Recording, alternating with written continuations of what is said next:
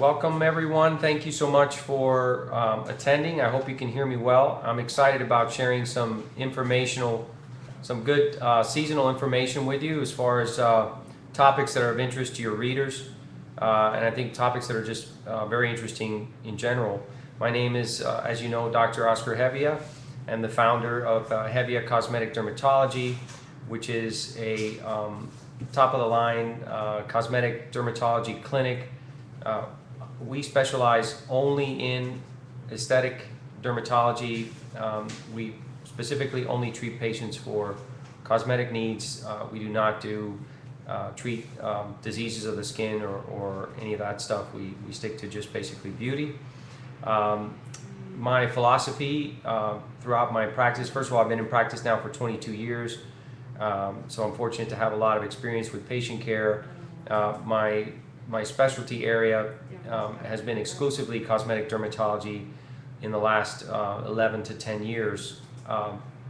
My main focus has always been injectables, primarily, of course, Botox and fillers on the face, methods to restore and rejuvenate the appearance of patients with minimal downtime and without, of course, causing any is the most natural possible effects, because that's a big issue. That's always a very interesting topic right now in our field, is the fact that sometimes we have individuals that don't look quite so natural, perhaps not their best, and that has to do with a philosophy, an aesthetic philosophy between the injector and also the patient's perception, self-perception, which is always an interesting topic to discuss. Why do some treatments end up looking the way they do?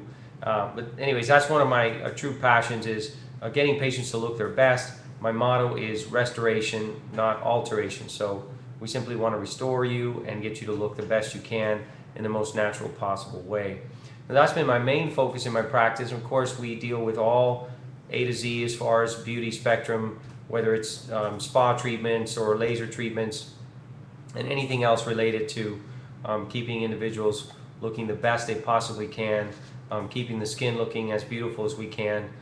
It basically is a non-surgical approach. So anything that's in the surgical realm, plastic surgeons, that's a different field. But that's my main focus in my practice. As a result of my experience with patients and as a result of dealing with the beauty industry for so long, of course, what I found over the years was that there was just not anything rewarding that I could find in the market for my patients in terms of their skin care. My philosophy is you have to start with the best ingredients. I have a science background that is very natural for me to extend into plant science, and in particular antioxidant ingredients that have to do plant-derived antioxidant ingredients. So I got down to some serious research years ago to try to find out how can I create the best possible skincare line for my patients using the highest quality plant-based ingredients. And I mention plants because we know that both in our nutritional sense, in terms of what we ingest and what we apply, clearly plants provide us with all of the essential nutrients, both for our skin and internally, to keep us as healthy and young as possible. So plant-derived antioxidants are a passion of mine, and I was fortunate to develop and have a patent pending on a plant-derived antioxidant from the red mangrove plant, which I'm happy to talk to you more. But that's one of my hallmark ingredients, which I developed and is present only in my skincare line. And we know that the extract from the red mangrove possesses a more potent antioxidant activity than even vitamin C, which has been traditionally sort of a gold standard antioxidant in skincare. So I'm very proud of that accomplishment. While we're talking about the skincare line, the name of my skincare line is HEVIA MD HEVIA MD Skin Science, and I have basically 6 products. The 6 products that I have in the line are, again, sort of a consequence of my exposure to patients and skincare. And basically I have a cleanser, a day lotion, a night cream, a serum, an eye cream, and a hand and body cream. So in that spectrum of 6 products, I feel that we do an excellent job in covering the needs of the vast majority of patients in my practice, and of course in general, the general population. I feel that those products are superb. The idea behind those products, of course, is anti-aging, which is again my area of specialty, and the idea, of course, is to protect and replenish your skin with antioxidants primarily, so that we can slow down the decay and the breakdown of our cells. We can improve the energy status of the cells, and we can help restore the collagen layer as well. So again, that's the basic philosophy of my skincare line. And again, I would be more than happy to share with you, perhaps during the question and answer, we can get down to some specifics for the individual products themselves. Sorry, I noticed that one of our participants had asked about the last 2 products. The hand and body cream is one of the last 2 that I mentioned, and the serum. The serum is a particularly important product in the line. We call it the specialist because it has the highest concentrations of the red mangrove extract and also the brown algae extract. I should mention a quick word about brown algae. My products also have brown algae extracts in them. Those of you who have some experience in nutritional medicine know that brown algae are critical, and they're amazing in terms of what they do for the health of humans. They have tremendous anti-inflammatory, antioxidant effects, anti-cancer effects, antiseptic effects, etc., etc. And of course, these properties apply as well to the red mangrove extract. Brown algae extracts are incredibly important, and I'm proud to say that in my skincare line, we possess a number of extracts from different brown algae species. Brown algae, in distinction to red algae or other class of algae, have particular compounds, and specifically fluorotannins in particular, that are unique to the world, the plant world, and these are essential for protecting our skin. So again, I'm very happy to mention that as well in terms of the ingredients. I've covered some of the overall basics with the skincare line, and again would love to get back on that.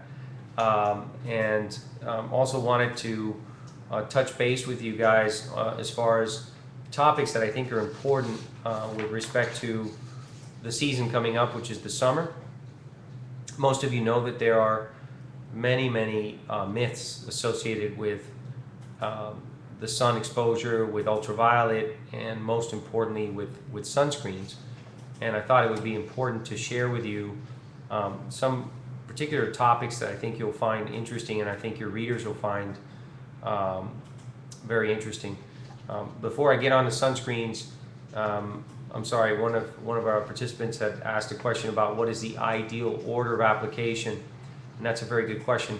Of course, we always want to start with cleansing, so you want to use the cleanser. The cleanser, the anti-aging cleanser that I have is very important because it has a very good balance of cleansing property without over drying your skin or irritating your skin. This is a common problem with cleansers, is that they have a tendency to irritate the skin. This causes more splotchiness, more redness, dryness, and actually can exacerbate fine lines. And then of course the patient has to turn around, or the individual has to turn around and use more copious amounts of moisturizer or other products to make up for what the cleanser just did. So it's very important to start with a cleanser that has a soothing property on the skin. We want to cleanse, we want to get rid of debris and dirt and so forth, but dead cells. But we don't want to have a situation where after that you end up with your skin in worse shape. So the anti-aging cleanser is particularly suited for helping your skin and at the same time not irritating it and cleansing it. After that, you want to follow with a day lotion, depending on your skin type. If you're a little bit more of an oilier skin type, or you're sensitive to a lot of products on your face, the day lotion is an ideal product because it's a little bit on the lighter side, but yet it's still giving you a lot of the benefits of the ingredients in the product line that you need. If you're a drier skin type, you want to still follow the day lotion with the serum, which is a phenomenal product which leaves your skin dewy and moist, but not too moist. At the same time, patients love it because they like products that many individuals don't like, products that feel oily, and of course the serum is not going to make you feel that way. The night cream then you would apply, of course, in the evening, and if your skin is sort of a medium, not too oily, not too dry, you might not use the day lotion during the day. You might just use the serum and then follow that with the night cream at night.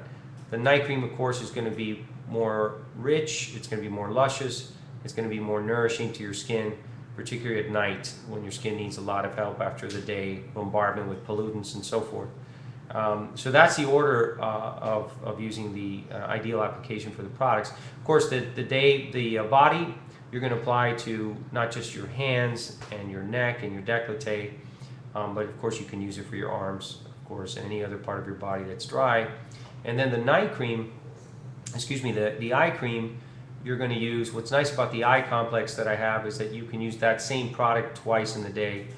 Almost everyone needs an eye cream twice in the day because that skin is incredibly thin and is vulnerable to water loss, and so you really need to apply the product twice a day. Once a day application under most environmental situations is not going to be enough to keep your skin around your eyes looking as smooth as possible.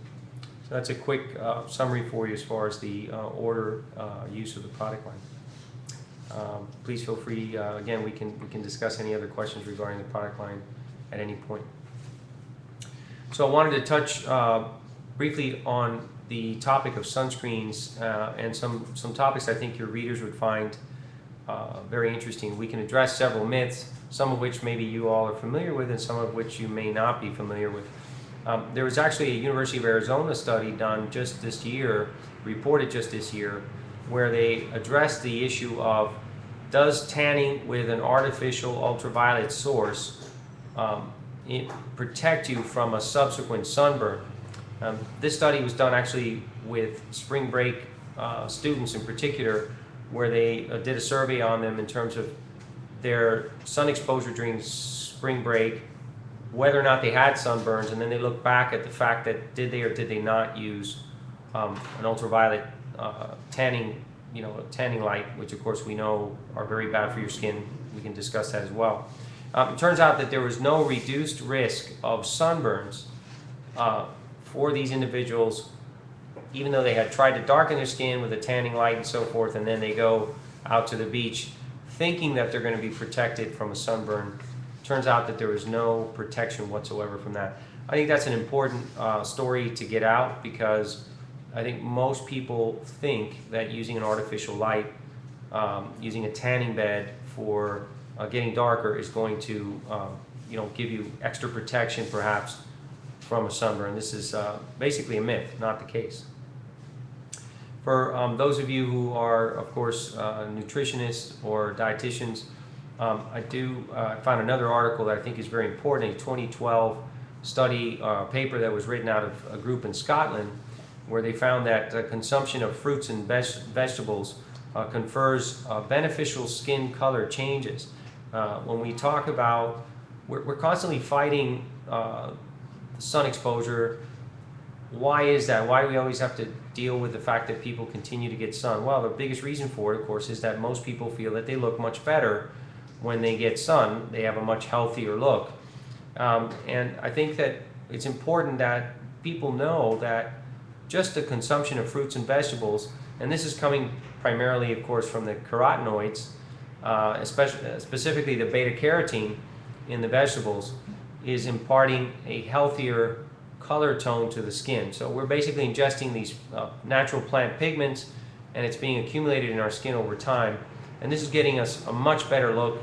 For those people who are lighter skin type and say, I don't want to look so pale and not healthy, it turns out that just a healthier diet of fruits and vegetables can accomplish a lot of that without the need to go into the sun. I thought that was a very important paper to share with you. Also, just this last year, there was a Danish report. This is a very important topic, which asks the question: are sunscreens beneficial for our health? And specifically, they're looking at what are called endocrine disrupting compounds. Endocrine is our fancy word for hormones. And some of you may have heard already that certain UV filters present in many sunscreen products, those particular chemicals are easily absorbed through our skin. And in animal studies, it's been shown that these chemicals, these endocrine disruptors, have developmental and reproductive toxicity effects, as well as effects on the normal hormone feedback cycle in humans. And although most of these studies are done in laboratory animals, there is a significant concern there and implication that some of these sunscreen products that are being applied to our entire body in a typical outing could cause some deleterious effects to our health. There are a number of specific chemicals or substances in these sunscreens. I'm happy to share them with you that were looked at that are considered important UV filters. Unfortunately, these chemicals block the UVA, which is the ultraviolet rays that are responsible for premature aging and tanning. And a lot of people are trying to block those rays by using these types of UV filters. Unfortunately, that's a condition that we're looking at. It was pretty shocking to find that one of these, in particular benzophenone, which is one of these compounds that are present in sunscreen, was found in 96% of urine samples in the US subjects that were tested. So that's a lot of absorption of a particular compound. And it was also disturbing to note that some of these other UV filters were found in 85% of Swiss breast milk samples. So again, one thing we would definitely want to advise or be concerned about is pregnant women using certain sunscreens. That might not be a good idea. I'd love to send the details to one of our participants regarding the plant foods and improved skin tones. There's actually been 2 studies over the last 5 years that have alluded to that. And again, I can share with you personally that I started juicing with vegetables myself about a year and a half ago, and even some of my staff commented that my skin looked much better. So I can tell you from a personal experience that there is a lot to be said for that, and I think the media and I think all of you who are writers should get that out to the public, because I think we can tie in nutritional benefits and our own health benefits with actually a beauty benefit as well.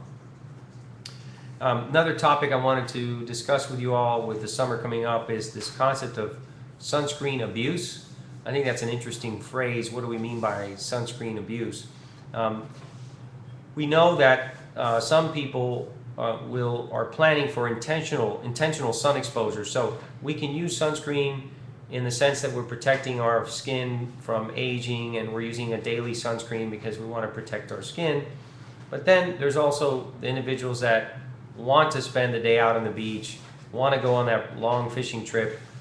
They're planning on getting a lot of sun, they're excited about it, and they're going to use a lot of sunscreen to avoid getting the sunburn and be able to still darken and still be out there.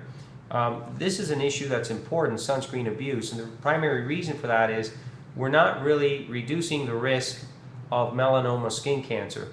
So even though we may not be getting a sunburn when we're spending all day and we're lathering up with sunscreen, in the long run you're still increasing your exposure risk for a very serious skin cancer, potentially fatal melanoma. So that's a topic that I think is very important and should be discussed more so.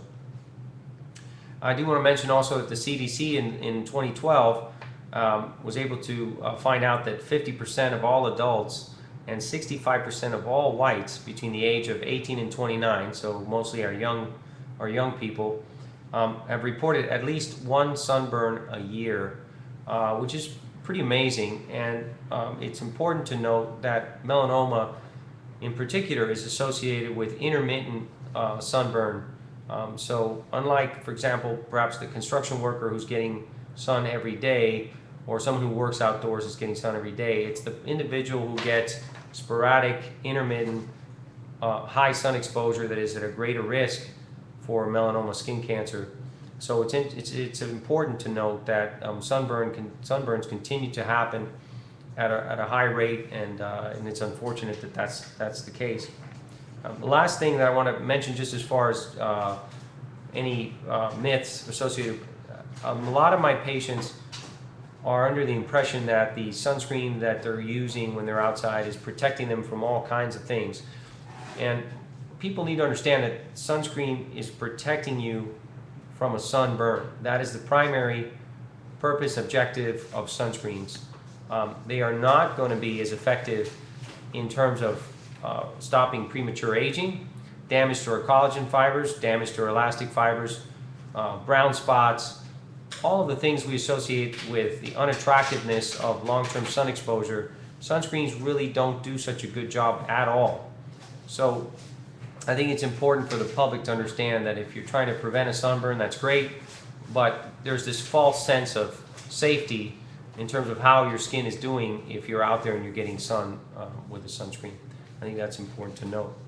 I do want to mention one other thing for you, which is the distinction between chemical, what we call chemical sunscreens, and physical, we also say organic and inorganic sunscreens. So organic sunscreens are the sunscreens that contain those ingredients I was referring to earlier that can be harmful to our hormones. Those are the organic sunscreens. The inorganic sunscreens are the ones that are, you've heard of course, zinc oxide, you've heard of titanium dioxide. Those are the two most common ingredients in inorganic sunscreens, and those are working, instead of by absorbing ultraviolet, they're actually working by scattering or reflecting out the ultraviolet off of our skin. So they're bouncing the light back off of our skin. Those, as of right now, are much, much safer because you're not absorbing these other chemicals that are present in the more traditional type of sunscreens. So again, it's important to get the word out that people should stick to sunscreens that have primarily either zinc oxide and or titanium dioxide. They now have what's called micronized zinc, which is where the zinc particles are really, really small, and they really can be quite elegant in their formulation. A lot of people really don't mind using them.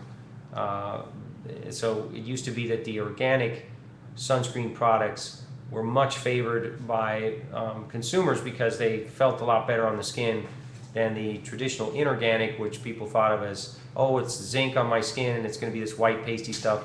I mean, they've just gotten, the industry's gotten much better at providing a cosmetically elegant inorganic or zinc oxide type sunscreen.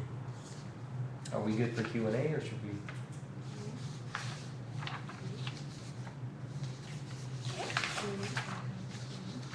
So those are the topics that I wanted to discuss with you that I thought were very relevant with respect to the upcoming season. Incidentally, another comment, another hot topic still to this day is vitamin D. Still remains very controversial.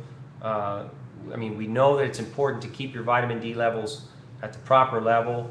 We know that excessive vitamin D can sometimes be harmful for you. We know that low levels or deficiency of vitamin D can definitely be harmful for you.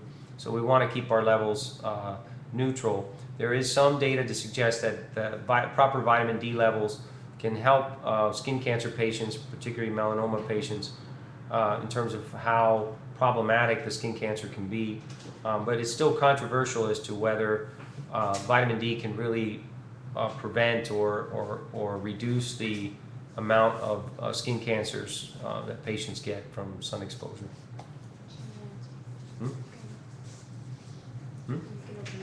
Yeah, at this point I think it'd be good. I know I've shared with you a lot of topics that I think are very important with respect to the upcoming season, but I'd be happy to open up for whatever questions you'd like to ask.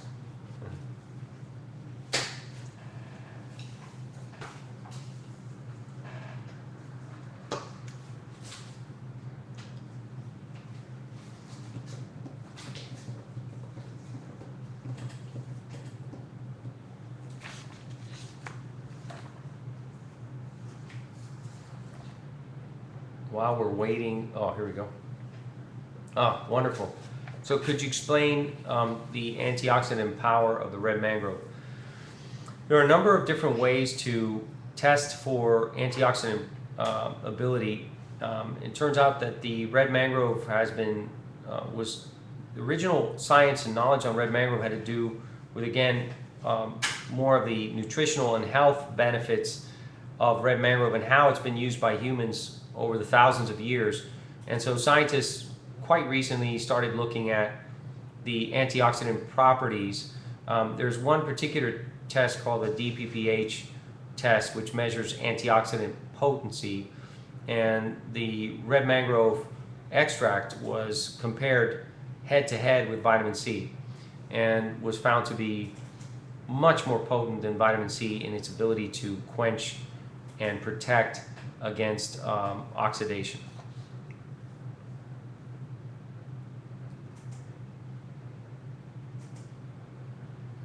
Okay.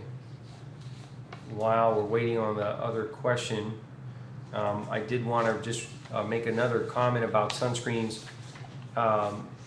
We know for a fact, data has shown that subjects apply typically half as much sunscreen on their skin as they're supposed to. In other words, when a sunscreen has an SPF 15 rating, that's because a certain amount was applied to the skin of a study subject to determine that value of 15 for the SPF rating. But it turns out that individuals in the real world apply at least half that amount in their normal application of sunscreen. So again, it's essential that people apply the proper amount, that they apply it uniformly, and if they're being very scant about how much they're applying, that they at least reapply on a regular basis. Red mangrove does have some very mild SPF properties, but unfortunately the SPF effect, like most natural substances, is not potent enough to really provide for an SPF number that would be commercially viable in that setting. So, but yes, it does possess some mild SPF. Similar to melanin, which is our natural sunscreen in the skin, melanin only has an SPF value, if you actually rate it, of about 2 to 3. And yet it's our own built-in natural sunscreen. And the red mangrove has a similar, very low, would have a very similar low SPF rating. Yeah. Yeah, that's a great question with respect to makeup and skincare products. Most of these issues that have to do with skincare products, unfortunately, are still a bit of a trial and error issue, because invariably there's so much variability between different individuals in terms of their skin's oil content, what time of year it is, where they're traveling to, where they're at the particular time. All of those factors can affect how the skincare products are going to interact with the makeup. So in the majority of situations, patients are going to have to simply trial and error. They're going to have to just try different combinations based on where they're living.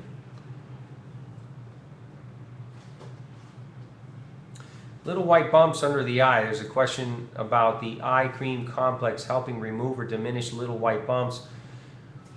There are several definitions of what little white bumps you're referring to. I believe you're referring to the very small white bumps that tend to occur towards the inner portion of the under eye area, which is here, and that has to do with thinning of the skin, so that you start to get this tenting effect. As the skin gets thinner and thinner, the top layer gets thinner, you're actually seeing the tiny sebaceous, pilosebaceous units, which are the little hair follicles that are under the skin, and so you're getting this little white bump effect. The eye complex will help that in the sense that it will definitely help to hydrate your skin. Anything that helps to hydrate the skin in that area is going to help to thicken the epidermis. Anything that thickens the epidermis is going to help those bumps. Over a long term, you might also want to consider a retinoid product, such as a typical Retin-A family type product, which will actually help to thicken the epidermal layer in terms of the number of cells. So rather than just hydrating, it actually gets thicker that way. So in the long run, that's probably, and of course that's a prescription solution, but that does help. Lip lines. Oh, that's a great topic. Lip lines, again, can be depends what you define as lip lines.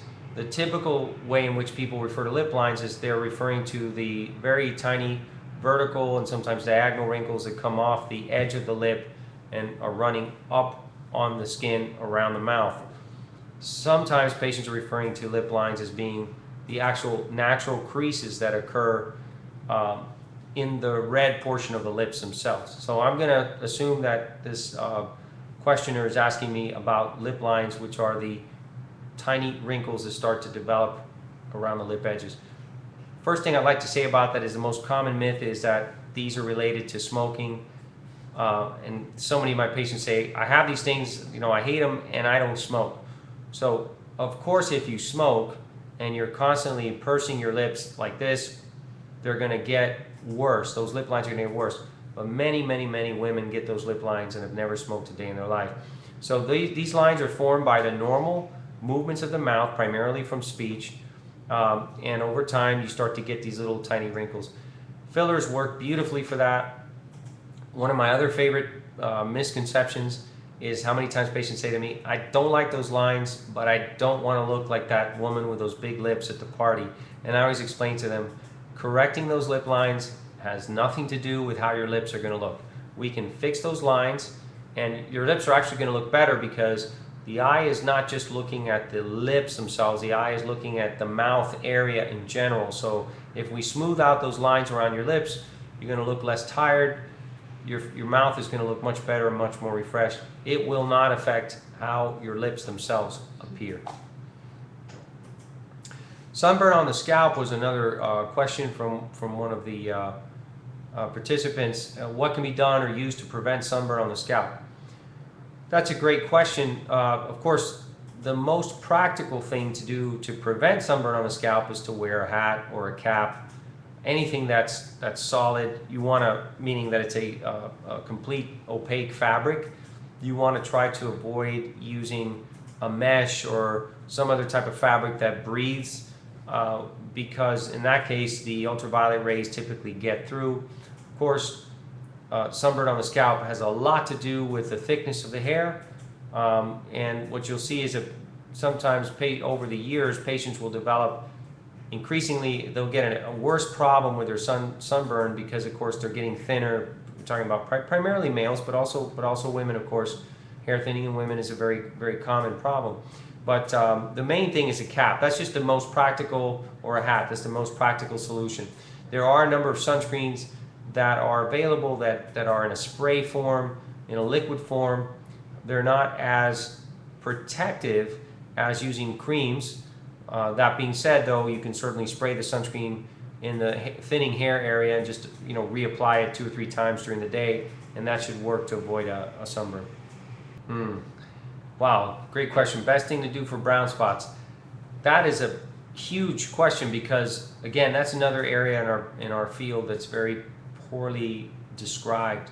Brown spots. Well, brown spots can be flat, they can be rough or thickened, they can have texture to them, they can be very light, they can be very dark, and there's a whole spectrum of what can be done. In a nutshell, if you have a patient who has, an individual who has melasma, which is large brown patches on their face, and they have a Latin Asian extraction, those patients are going to always do best with a proper bleaching or fading skin regimen.